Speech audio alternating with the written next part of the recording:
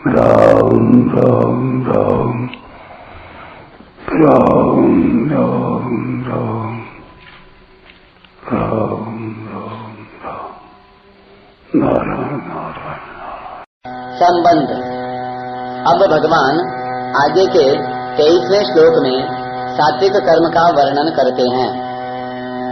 नियतं सांगरहित मरागद्वेषतः कृतम् अफलापेक्षुना कर्म यत् सात्विकम् उच्यते। जो कर्म शास्त्र विधि से नियत किया हुआ और कर्तृत्वाभिमान से रहित हो तथा फलेच्छा रहित मनुष्य के द्वारा बिना राग द्वेष से किया हुआ हो, वह सात्विक कहा जाता है। व्याख्या। नियतम संग रहित मराग द्वेषतः कृतम अफल प्रेप्सुना कर्म यह तत्सात्विक मुच्यते।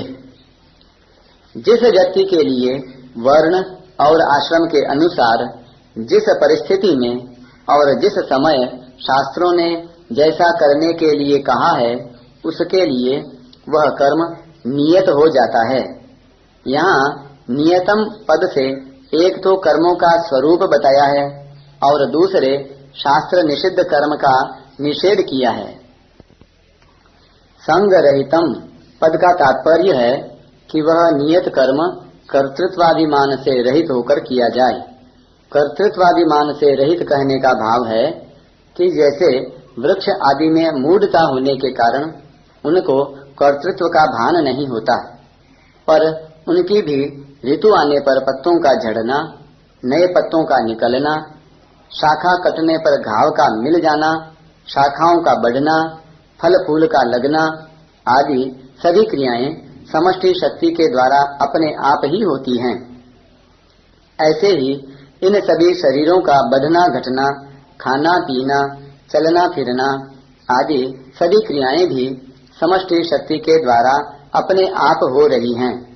इन क्रियाओं के साथ न अभी कोई संबंध है, न पहले कोई संबंध था और न आगे ही कोई संबंध होगा। इस प्रकार जब साधक को प्रत्यक्ष अनुभव हो जाता है तो फिर उसमें कर्तृत्व नहीं रहता। कर्तृत्व न रहने पर उसके द्वारा जो कर्म होता है वह संग रहित अर्थात कर्तृत्वाभिमान रहित ही होता है। यहाँ सांख्य प्रकरण में कर्तृत्व का त्याग मुख्य होने से और आगे अराग द्वेषतः कृतम पदों में भी आसक्ति के त्याग की बात आने से यहाँ संग रहितम पद का अर्थ कर्तृत्व अभिमान रहित लिया गया है।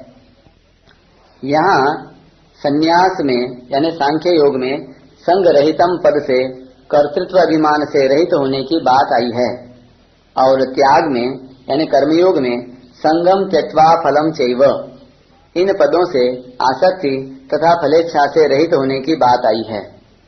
इसका तात्पर्य यह है कि सांख्य योगी का शरीर में थोड़ा भी अभिमान रहेगा तो उसका शरीर के साथ संबंध बना रहेगा, जो कि तत्व प्राप्ति में बाधक होगा।